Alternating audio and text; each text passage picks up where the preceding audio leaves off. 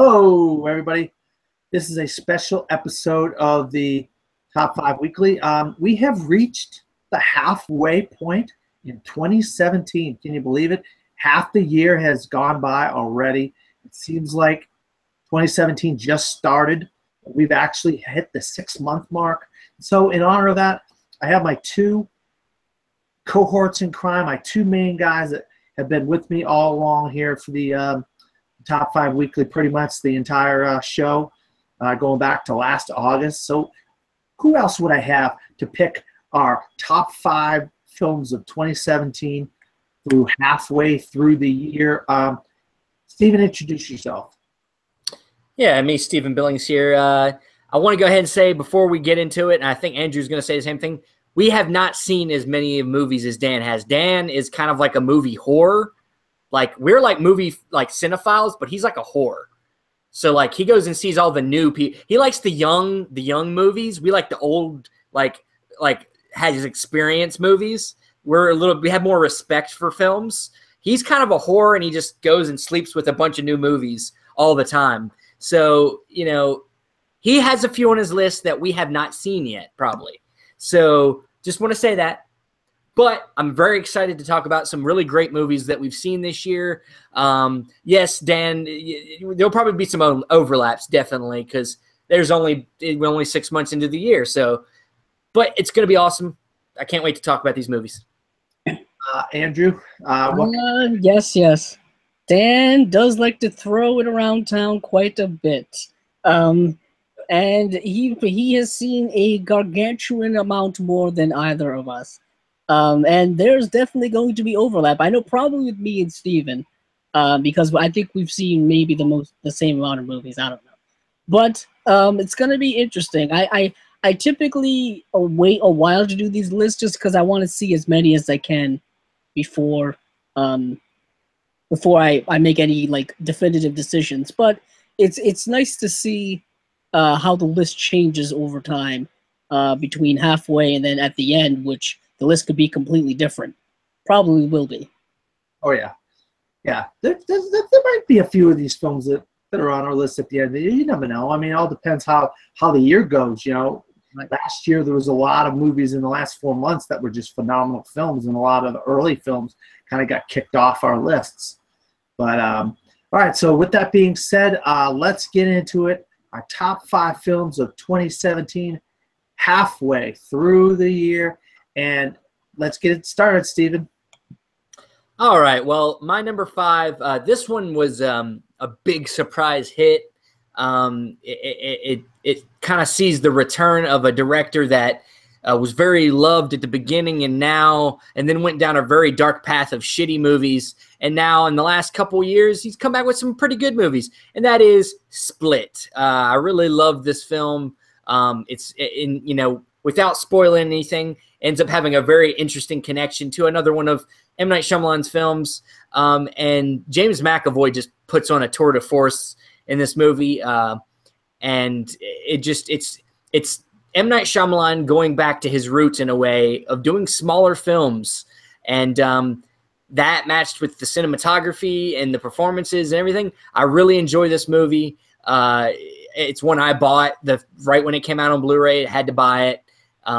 And just for the performance of James McAvoy, it's a see. It's a must see. Yeah, that is an absolute great performance by James McAvoy. If you didn't realize what a great actor he had become over the years, he really has become a A-list big name actor now. And Split, with the range that he has to go through in that film, is phenomenal. Andrew, what is your number 5? Oh boy. Well, the overlap is already starting, people. My number 5 is Split. My number M. Night Shyamalan's return to non-shitty movies. He's back in his wheelhouse of kind of the psychological thriller. I know several people were more disappointed that it wasn't more of a horror, gory movie, and it is not. It is way more psychological. It is way more layered than I think most were expecting, especially with the Anya Taylor-Joy character, who is a rising star in the world of film now. And yeah, it is a really good film, not only from that perspective, but the way it's made, I thought was also really, really good. It all takes place in a very few locations, specifically one major location where the Anya Taylor-Joy character is being held. McAvoy is a tour de force. He is playing several different characters, and he is just nailing all of them incredibly well. He is fantastic in this film. He's creepy, he's funny, he's scary. I mean, he's everything in this film. And I can't wait to see what we're going to get going forward in this new M. Night Shyamalan world of his. Yeah, absolutely. We know pretty much the script is already completed for Glass, the follow-up to Split. And if that gives anything away, I apologize, but that's the next title of the next movie he's going to be making.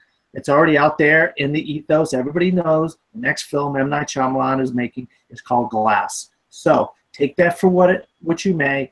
I'm looking forward to Glass. I'll leave it at that. I'm looking forward to Glass. So my number 5 is a little film that premiered at the Sundance Film Festival back in January, and it got really rave reviews for one thing and one thing only: the performance by Sam Elliott. And the film is called The Hero. And Sam Elliott plays an aging actor who pretty much is known for playing these Western characters. And there's one specific Western character called The Hero. And he's aging, and some things start going on in his life. Things with his relationship. He has a kind of a falling out with his daughter, played by Kristen Ritter, and then he kind of ends up meeting this other young girl in the film who he just happens to see when he's like at a bar or something like that, and she's played by Laura Prepon. And we just see him dealing with some of the problems of a person that ages, a person who's up there in age. He's like in his 70s. And he doesn't want to share some of his personal problems with his family. And his wife in real life, Sam Elliott's real life wife, plays his wife in the film. And so he's, trying to deal with sharing some of his personal life with her and dealing with some of the things that are going on, and knowing that his career is kind of like going the way of the past, where he's not really acting, he's not really doing any roles. There's a really cool character in the film called played by Offerman, Nick Offerman, and I like him a lot in film, and he's this kind of like the best friend of the Sam Elliott character. But if you have not seen The Hero, please do yourself a favor. I mean, next to somebody, I'm going to talk about this other person later on, but next to this other person, this is the best performance of the year. We really haven't had a lot of great performances by any specific actors this year, and this stands out amongst all of the acting performances of the entire year so far as the absolute best one, except for this other one that I'm going to talk about later on. So I have The Hero based on the performance of Sam Elliott in this as my number 5. All right, Stephen, going back to you. My number 4 is one that might be a surprise to you guys. I don't know, maybe not. But I really enjoyed this one. I thought this was kind of a surprise win for me. I really enjoyed it. I don't think everybody enjoyed it. I think it's got an okay Rotten Tomatoes score, whatever. But I don't always take that for. I take it for what it is. I go and see it and make up my own mind. And I thought this was a really interesting movie, and it was kind of felt like a classic, exploration film, and that is The Lost City of Z. Directed by James Gray, Charlie Hunnam, you got Robert Pattinson in there. I just thought this was a very interesting film. I was sucked in from the beginning. I mean, this is a movie that's 2 hours and 20 minutes, and I was enthralled the whole time. And it's not a big action film. It's not anything like that. It is based on a true story about an explorer in the 1920s, and he goes into the Amazon to try to find this lost city that apparently, is out there, and, this lost civilization. And it's just, I just found it to be a continuing fascinating film. And it made me want to read the book. I don't read a lot of books, but it made me want to read the book. And I thought this was maybe Charlie Hunnam's best performance. And then that was the big thing too for me, was going into the movie. I was like, Charlie Hunnam's okay. I like him on Sons of Anarchy, but he has not really done anything great in film yet. And I thought this was just a really good performance by him. And then once again, Robert Pattinson shows why Twilight was just a thing that's in the past, because he's really good in this movie too. He's almost a chameleon in this movie. You don't know that it's him. And it's to me, it's a very fascinating movie to watch. So Lost City of Z is my number 4. Yeah, I absolutely love The Lost City of Z. I'll tell you what, Charlie Hunnam, I think he's starting to come into his own with King Arthur and The Lost City of Z and some of these films, and he's starting to become a name. He's not one of these big A-list guys yet where he's like the big guy where everybody's, oh, it's Tom Cruise, I'm going to see it. Not yet, but he's getting there. It's taken him a little bit longer than some of these people, but if he keeps working, he keeps doing some of these films, and he keeps getting some praise like Lost City of Z, I think he'll get there. And Robert Pattinson, I mean, what can I say? I've been championing him for years now about some of his indie work. He's done a lot of really great indie work, Robert Pattinson. And it's also got Tom Holland in there, our most recent Spider-Man. So definitely a good pick at number 4, Stephen. Andrew, what is your number 4? My number 4 is another kind of surprise film of the year, a huge hit at the box office as well as critically, and that is Get Out, which is directed by Jordan Peele, who is known as one half of the comedic duo Key and Peele, who had that great sketch comedy show on Comedy Central. And this film is similar to Split, is a psychological thriller. It's also a social commentary on kind of race relations in kind of modern America. It is a fascinating film.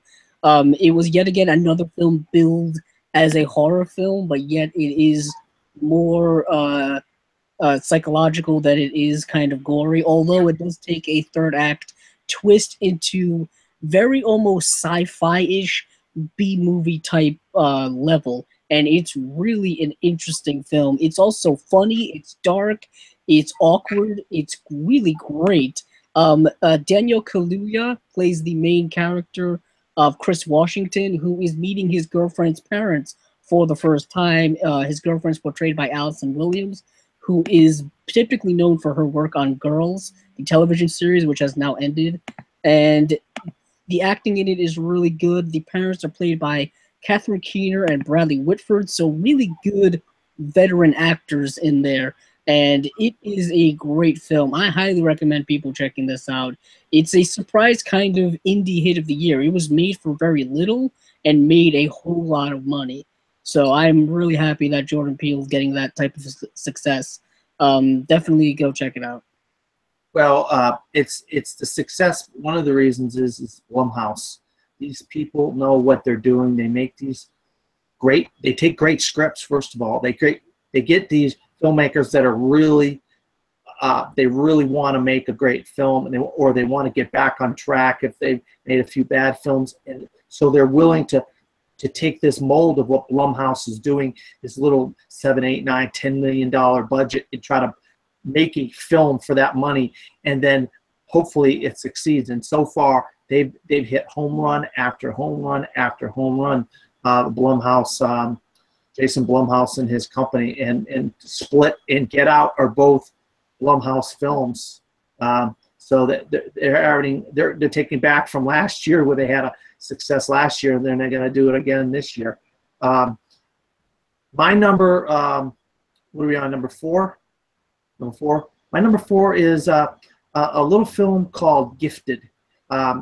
Gifted is about a father played by Chris Evans. They know him as Captain America, and Steve Rogers in the Marvel Avengers and so forth.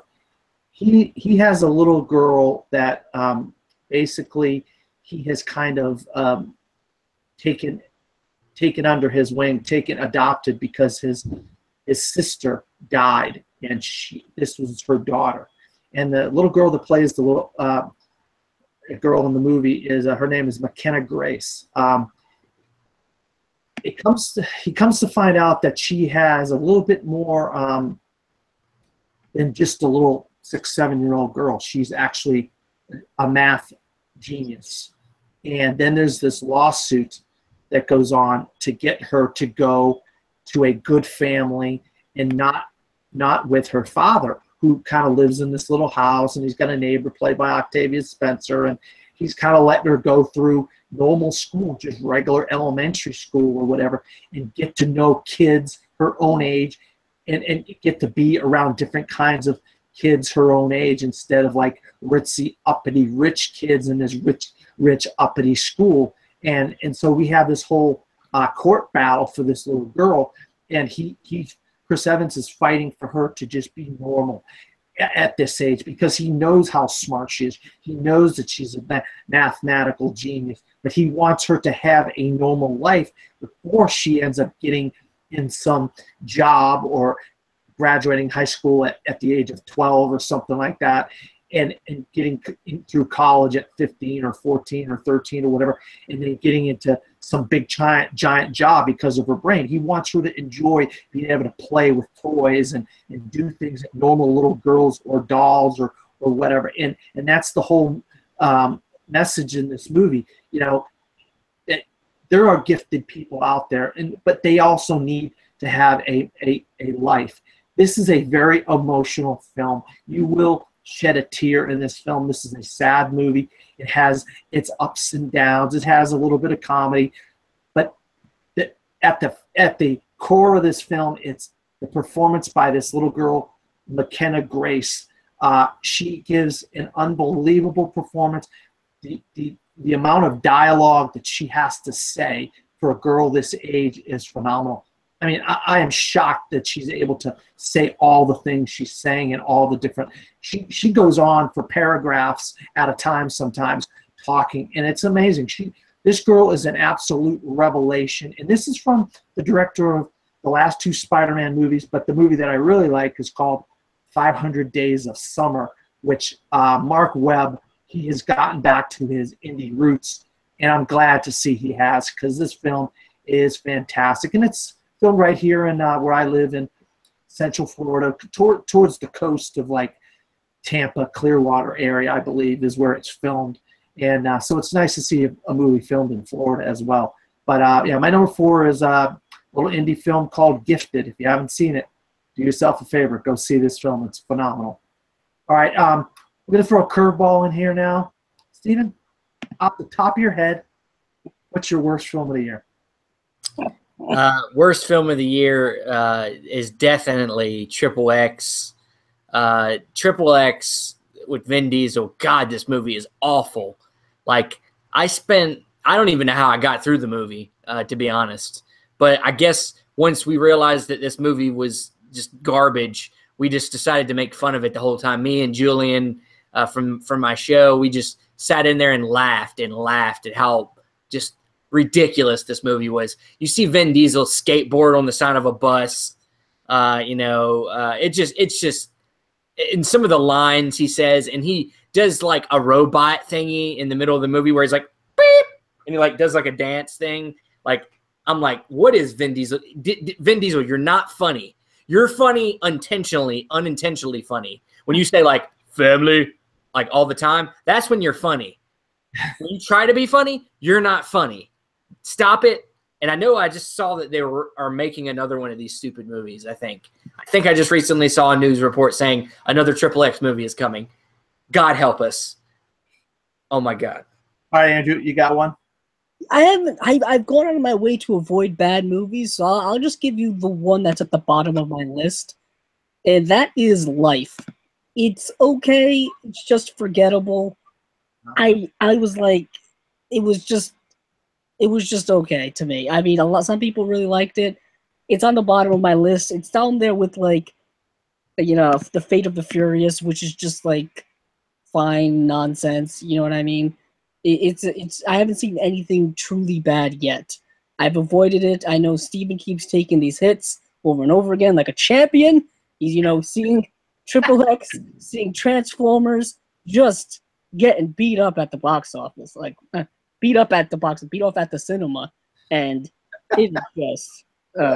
I try to avoid it. These movies, some of these movies don't deserve our money. And well, of course, if I had to pay, I would not pay for these movies. Yeah, that's the thing. Like, out of all these three guys, I'm the one who has to pay to see them all, and so there's no way I would pay to see Triple X. There's no way I would pay to see Transformers. You know, it just some of these atrocities. I mean, yeah. So life is at lo and behold, life is at my bottom just because it's the most forgettable of the movies I've seen this year. And it's not because it's actually a bad movie. I thought there's actually some good stuff in there. I mean, the cast is good. The special effects I thought were good. I just thought the premise is just the same stuff we've already seen, even a twist ending that was obvious as hell. So, yeah, that's my bottom. You, Dan, I'm curious because I think I may know. Yeah, well, I have a tie at number one. And I have a tie at number one because I can't decide which one of these films is worse. And there's two remakes of TV shows that the TV shows were actually decent TV shows. They weren't great TV shows, but they were decent TV shows. But these movies are two of the biggest pieces of crap I ever saw in my entire life, and it's Chips and Baywatch. They are absolute garbage. I mean, the plot is stupid. The dialogue is stupid. The acting is stupid. Please stop trying to be 21 Jump Street. That's what's going on. Everybody's trying to be the next 21 Jump Street, and they're all failing miserably. And Baywatch actually has a decent cast. Chips doesn't have a great cast except for like Michael Pena. Dax Shepard's an awful actor. Yeah, please stop making TV shows into miserable, crappy pieces of garbage movies. Please do me that favor so I don't have to see these anymore. All right, going back to our top 5 movies of the year, halfway through the year. Steven, what is your number 3? Number 3 is one that is just before it came out, we've been waiting for it for a long time. It'd been hyped up for a long time, and this caps off this man playing this character for about 20 years, and that is Logan. Logan is just really, to me, and some people disagree, but it's kind of like The Dark Knight for me, where it kind of transcends the genre. It transcends comic book movies.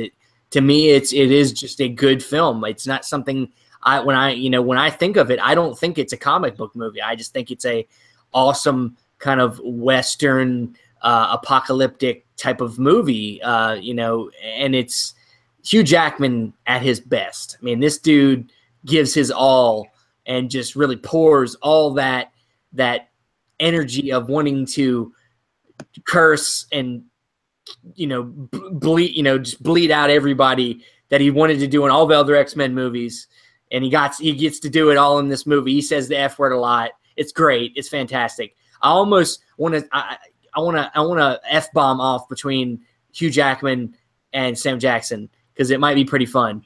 Because Hugh Jackman uses the F word very well in this movie, and they use that rated R very well. And also, if you own the Blu-ray, you get a noir version of this, and it's really awesome. It's actually pretty cool. But this movie is just fantastic. The little girl in there that plays X-23, she's great. And of course, they kind of set up future movie, probably the New Mutants going forward, and it's great. It's just a fantastic movie, and I'm hoping with Patrick Stewart's performance also that we might see some award recognition because this movie really deserves something. And if anything, Patrick Stewart's performance in this movie needs to be recognized. So hopefully the Academy doesn't look over this movie, even though it came out near the beginning of the year. So my number 3 is Logan. Yeah, I absolutely agree with you having Logan on your list. The little girl, and it's called her name is Daphne Keene. It's also got Boyd Holbrook. If you're not familiar with him, he's a really good indie actor. He's been in a lot of indie movies, not a lot of blockbusters, but you're going to start seeing a lot of Boyd Holbrook, I hope, in the near future, because this guy is a good up-and-coming young actor. He's got a nice little filmography already built up. So Logan is definitely a phenomenal film, very, very Great choice, Stephen. Andrew, what is your number 3? My number 3 is John Wick Chapter 2, which is really one of the best action films I've seen this year. It is, of course, the sequel to John Wick, which came out a few years ago, that was kind of a cult hit and really got a much larger following on home release with Blu-rays and DVDs, and it really kind of prompted this sequel. And the sequel actually made more money than the first one in the cinema. And this does exactly what I want sequels to do. Don't rehash stuff from the first film too much. Don't retcon things. Don't change things that the original already set up. Build upon the world that is already set up in the original, in the first film. And that's what this does. We get more of this world of assassins that John Wick lives in. We get more of the network that exists in this world, the different houses, the different places, the different people who kind of run things. And in this film, we get to see John Wick kind of do what he does best, and that is unleash all hell on people. He kicks some serious ass in this film. Keanu Reeves is really reborn in this new role of John Wick, and he plays it very, very well. Is the acting, great or superb? Is the dialogue amazing? No. But the film is extremely well made when it comes to these action set pieces, with the choreography, with the music, with the lighting, the cinematography is great. So I really loved this film, and I thought it was all I wanted to see in its sequel. Yeah, John Wick, great film. I mean, the action's unbelievable. I think it lacks a little bit from the first one, but it's still a really, really good film. I mean, we got this. Yeah, the first film grabs you more because of the first act, where, spoiler alert, it's not really spoilers in the trailer, some idiots kill John Wick's dog and he's got to take revenge on them. I mean, there's no greater revenge than killing someone who's killed your dog. I mean, let's be serious. But yeah, this film doesn't have quite that hook, that arc to really draw you in, but I still think it's immersive enough. Yeah.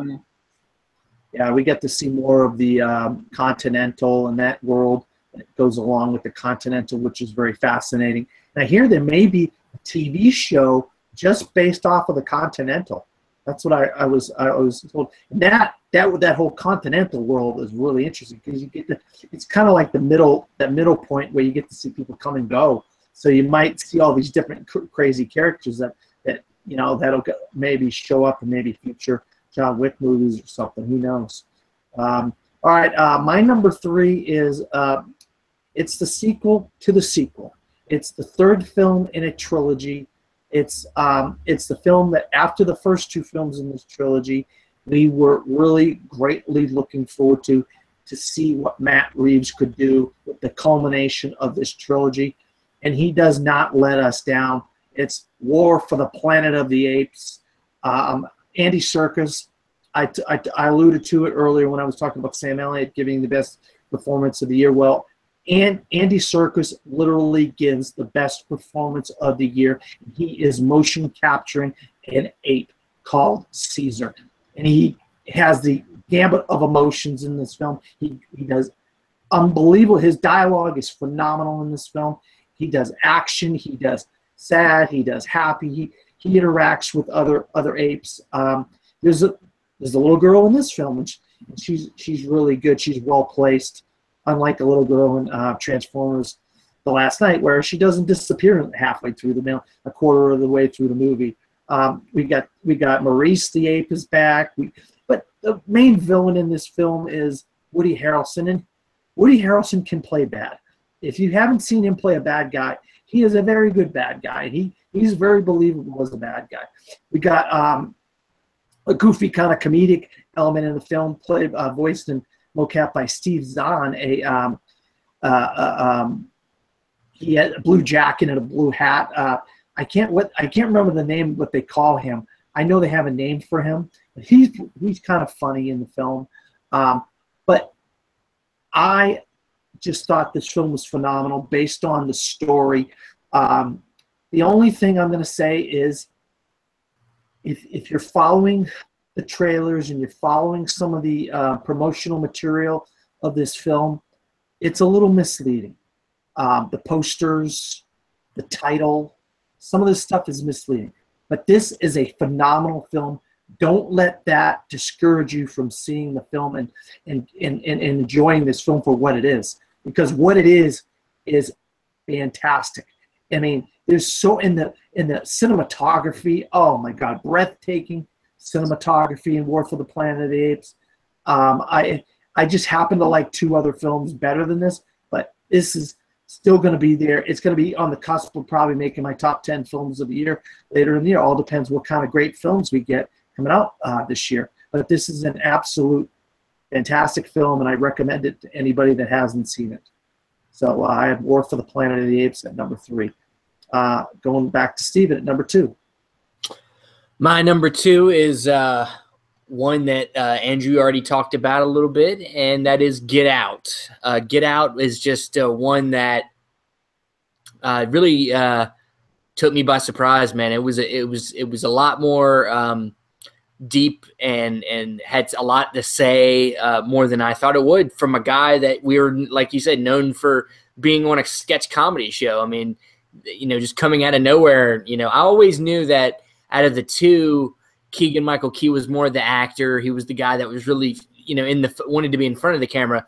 So when we decided, we heard that, Jordan Peele wanted to be more behind the camera, I was like, oh, that's interesting. And then he's like, my first movie is going to be this like psychological horror film. And I'm like, what? And then it was like, it's perfect. Like it just works, man. And he really, not only is the movie, got all this commentary on social commentary, but he's right. There's really no horror movies for the African American community. There is typically, in cliche fashion, the black guy always dies. He's always the first one that goes. I mean, unfortunately, that's just become a cliche. But in this film, the black guy kind of becomes aware that something's not right, and he's the smartest guy in the room. And then it's just a very clever film. And it's definitely a standout, and then it's another film that I hope in some way maybe gets some kind of recognition at the end of the year. Probably won't, but it's definitely a must see. You need to check it out if you have not seen it. Get Out is my number 2. Yeah, I would have Get Out on my list if I didn't see so many films that I just liked better than Get Out. It's definitely in my top 10 films halfway through the year. I really enjoyed Get Out, and I agree with everything you and Andrew said, Stephen, about that film. All right, Andrew, what is your number 2? My number 2 is a different pick than I would say most people may have, and I'm going with a foreign film. I'm going with a French film, and that is the film Raw. This is a very interesting film. It is a kind of an art house film, kind of an indie film, and it is incredible in my opinion. It is unlike anything I've seen this year. It's really unlike anything I've seen in a few years. For me, the closest equivalent of it is it feels, it gives me the same vibe and feeling after I watched Nicholas Winding Refn's Neon Demon. It really just kind of grabbed me and showed me something that was completely different than anything I'm seeing in film today. And what the film is basically about is this young kind of prodigy girl, this young girl who is a prodigy. She is going to veterinary school, and she's kind of comes from a family that's a long line of veterinarians. They're also vegetarians as well. And she goes there, and she kind of goes through this story of self-discovery, of existentialism, but it's also through like peer pressure and conformity to society. But she ends up kind of getting an unnatural hunger for certain things, and I don't want to give it away because it is kind of an important part of the plot. But it is dark, it is visceral, it is dramatic, and it's just so many different things. It's so multi-layered. It's just incredible to me. Granted, I am someone who likes kind of these really weird art house films, these really weird foreign films. That's kind of been a penchant for me on this show. So I saw this recently. It's available to watch now, probably on iTunes to rent, as well as Amazon Prime and Vudu, and probably all these other places to rent to watch. but it is certainly unique. And I once I saw it, I was like, this is incredible. So it's on my list. It's up here at number 2. It's moved around a little bit, but it's at number 2 right now. The more I think about it. Yeah, I had an opportunity to see Raw, and I just couldn't fit it into my schedule that week when I had an opportunity to see it, and I kind of regret seeing it now. Hopefully before. It was one of those films where you heard at a screening people got so like the film was so intense for them that they passed out, they vomited, they walked out, and I was like, oh, I have to see this film. You know, and it's like, that's intriguing enough for me. And I'll say this, if you have a relatively high tolerance for certain goriness in films, I think you'll be okay. It's not as bad as some people believe it is, at least for me. You know what I mean? It is different, it is dark, but I was okay while watching it. It's nothing, I don't think, that's unwatchable when it comes to graphic nature. Yeah, we've all seen crazy, you know, The Fly and the Human Centipede and some of these crazy films. And I know Steven, you know, with his group of guys that he hangs with, they see some real out there films. So Steven can probably have more to say about Raw because he's a, what was it, Bucket of Blood? You got to see for yourself. Well, I mean, if you're into trauma films, you know, you've seen about everything. I mean, it gets pretty gross over in Tromaville. So, yeah. All right. My number 2 film of halfway through the year is a film that our last show that we did, the heist, the top 5 weekly heist films, was based off of Baby Driver. Baby Driver, what can I say about this film that we didn't talk about on our last show? I'll just, you know, John Hamm, Jamie Foxx, Ansel Elgort, Kevin Spacey. We got cameos by John Bernthal, Flea from the Red Hot Chili Peppers, directed by Edgar Wright. The music, the action, some of the best chase scenes, car chase scenes ever, in my opinion. They have at least 3 amazing car chase scenes in this film.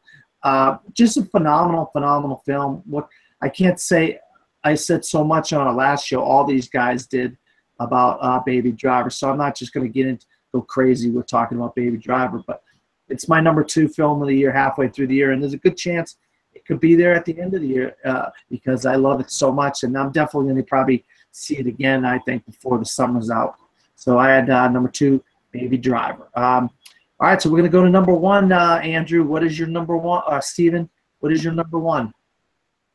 My number 1 is the one you just talked about, and that is Baby Driver. Baby Driver, man, I just, you know, if like I said in another video, you know, just go watch my rapid reaction. You can tell I'm like hyped. Like, you know, I was hyped going in, and it met and exceeded my expectations. It's just such a kinetic film. It grabs you and just, you go on a ride, man. It's just such a fun movie. Edgar Wright, man, he's just one of these just great. Every time he comes out with a movie, it's an event. I say this a lot, you know, like with Scorsese and other filmmakers, Spielberg. He's a director that's become a guy. Every time he's got a movie come out, it's an event for me. You know, I don't know. This competes with my favorite of his films, which is Scott Pilgrim versus the World, because Scott Pilgrim is just endlessly rewatchable. But in another way, this film is, I can see this being a movie I'm going to watch a lot because of the music in it and all the actors involved. Jamie Foxx is so villainous in this movie. John Hamm, every time he's inside, he needs to be in more, man. He's just got this like presence about him. You know, he was in Mad Men for so many years, and now he's trying to break into film more. And it's just, he needs to be in more. But Ansel Elgort is really just the star of this movie, and he just shows that he's a force to be reckoned with. This guy's gonna break out now. When this movie comes out, he's breaking out. He's gonna be some more stuff, and I just can't wait to see the next Edgar Wright film. Every time, I'm already ready for the next Edgar Wright film. What are you doing next? Do it. Number 1, Baby Driver. You know, in a way, you know, he didn't get to direct Ant-Man, and we got this a couple of years later. And in a way, it's sad that we didn't get Ant-Man. but we got to wait, and we got this great film. So in a way, I'm sorry to interrupt you, Dan, but speaking, had this thought about that. You know, the fact that Ant-Man itself was a heist film, it kind of makes me think that maybe he had heist films on his mind after Ant-Man, and he was just like, well, since I can't do Ant-Man, I'm going to do this other movie that's very similar to maybe what he was going to do anyway. Yeah, now you make a very good point. All right, Andrew, what is your number one film of the year, halfway through the year?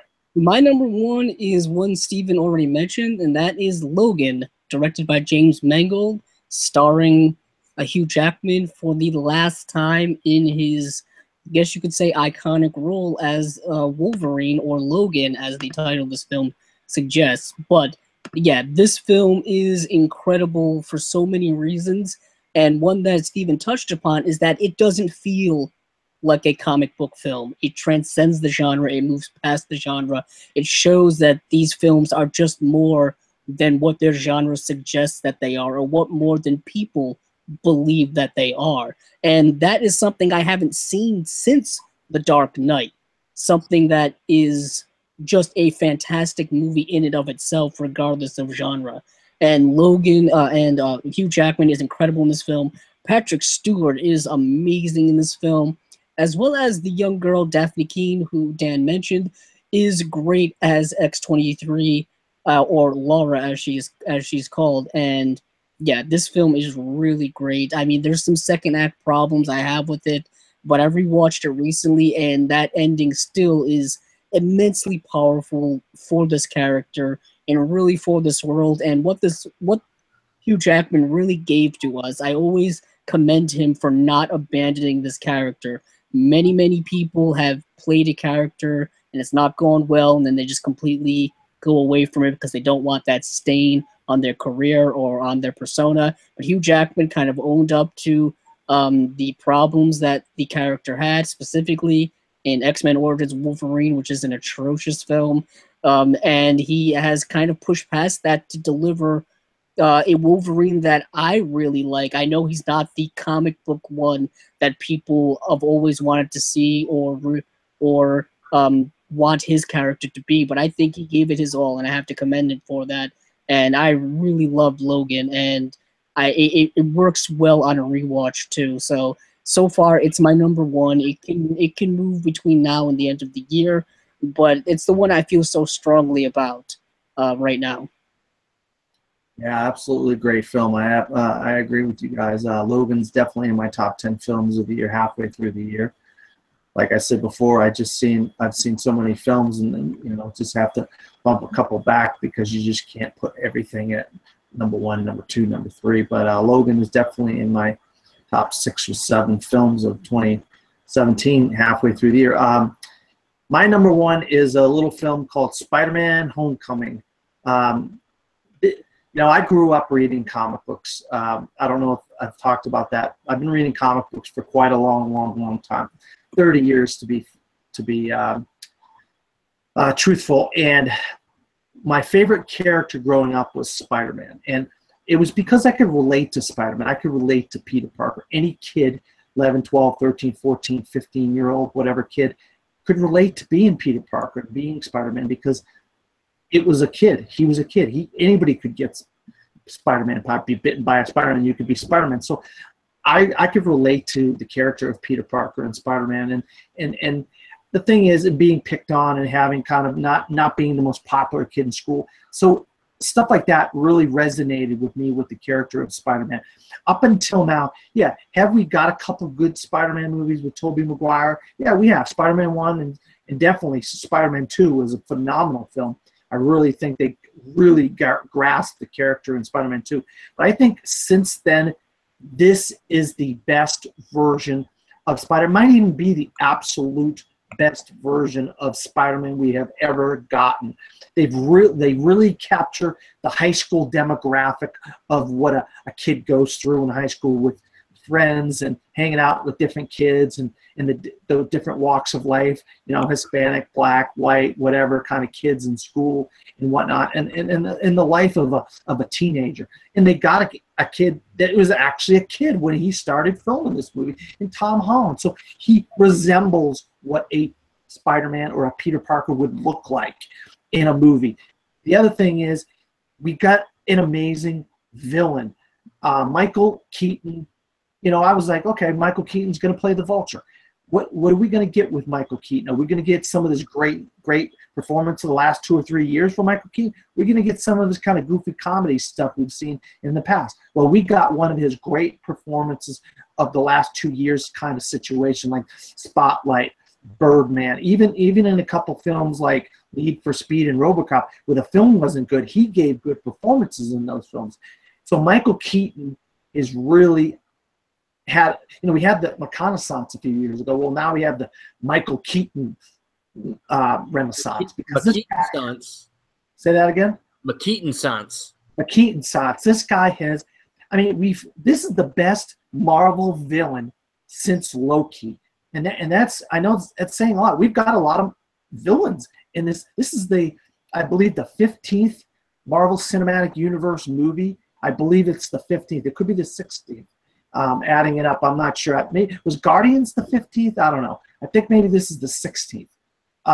But I love the relationships between him and also Jon Favreau in the film. Robert Downey Jr. plays Iron Man, Tony Stark. Marissa Tomei plays May Parker. This is all stuff you know of. I'm not gonna say anything about the actual plot of the film, but I love the relationship between Peter and Jon Favreau's what's Jon Favreau's name? God. Happy Hogan, that's right, Happy. He really has an interesting relationship with him. We get some really cool side characters played by Bokeem Woodbine and some people like the Tinker. We know the Tinker is in the movie. I'm not giving anything away. That work with the Vulture. So it's kind of interesting. We got some. The thing what I love about it is there's some really cool twists in this movie. I'm not going to give anything away, but I just think they really surprise you. You're watching this film and you don't see some stuff coming, and that's what's great about Marvel film. They know how to keep their best parts of their films under wraps. Yeah, you get to see a lot of parts of the same scene. Some of these action scenes, you know, there's a big giant boat scene with a friggin' a ferry in New York. We've seen that, but we know that's coming. But there's so many little things in this film, twists and little cameos and little things that are fun and that make this film my #1 film of the year halfway through the year. And I can't wait for everybody that hasn't seen the film to see it. But and we could talk about it more. I just absolutely love this film. I had so much fun. This is the Spider-Man I've been waiting for my whole entire life. And I'm glad we finally got it thanks to Kevin Feige and Marvel and this deal that they made with Amy Pascal and Sony. So going off of our #1s, either of you guys have a couple honorable mentions you would like to mention? Because obviously we probably have a top 10 list, but we could only do 5. So you guys got a couple that you wished were on your list and just couldn't fit them in there? Yeah, I mean, Baby Driver's in my top 10. I can tell you guys that. Wonder Woman, Personal Shopper, which is another kind of indie film that I really, really like. But yeah, Steven, take it away. You know, Wonder Woman, of course, is really good. That was on the border of making my list. I really loved Lego Batman movie. I thought Lego Batman movie was really fun. I need to buy that movie. And of course, John Wick 2. That was another one that was really hard to keep off my list. I'm glad Andrew put that on his list so we could talk about it a little bit. But yeah, I can't wait to see these 2 other films. You know, especially War for the Planet of the Apes and Spider-Man coming. Spider-Man coming up this week. I'll probably see it Tuesday or Wednesday. I can't wait to see it. But yeah, I mean, other than that, you know, there's some subpar movies in the in between that I could talk about, but I won't. So, Dan. Yeah, Personal Shopper. Thank you, Andrew, for letting me know where I could find Personal Shopper. Also, you know, Wonder Woman, Logan, Get Out, Guardians of the Galaxy Volume 2. I really enjoyed Beauty and the Beast as well. So those are some honorable mentions from me. Hopefully, we're going to be back here in 6 months or 7 months or however long it's going to be, and we'll get to talk about our favorite films of the entire year of 2017. So, Stephen, where can you be found? Well, you can find me on Film Club Central. We do a lot of stuff on there. Film Club Movie Show. We got a new sketch comedy thing coming back called Showbiz. Watch out for that. And, yep, that's it. And Andrew? You can find me on Twitter at Cabzilla06, as well as my YouTube channel, Cabzilla Productions. And you can always find me at Dan Skip Allen on Facebook, Twitter, Instagram, and Pinterest. Also, I do a podcast with my co-host, Vincent LaSpada, called The Best Damn Movie Show, which we did the very first episode, actually, that's on the Best Damn Movie Show YouTube channel. We're going to try to do that in the future. So you're going to be able to go back. And we're going to try to get those other episodes and put them on the channel as well, the past episodes. Also, this is a special edition of the show that most of the time Andrew and Stephen are on, called the Top 5 Weekly. We just recorded our episode of heist films, so go back and watch that. And once again, with these two gentlemen, we do a series called The 52 Must-See Movies and Why They Matter, where we do we run down and discuss a classic film that's considered one of the most essential films for filmgoers to see, based on the book by, Robert Osborne. And the newest episode is up. I just put it up a couple of days ago with Andrew and I talking about To Kill a Mockingbird. And stay tuned. This Tuesday, the 4th of July, Stephen and I did a very special episode for you that's going to be airing on the 4th of July. It's going to be fun. You're going to be loving it. It just happened to fall on the 4th of July. It was a very good timing, thanks to Stephen. So I owe him for that. So for Andrew and Stephen and myself, hope the rest of the year is a great year of film watching for everybody. And we'll see you next week on the Top 5 Weekly. Bye-bye.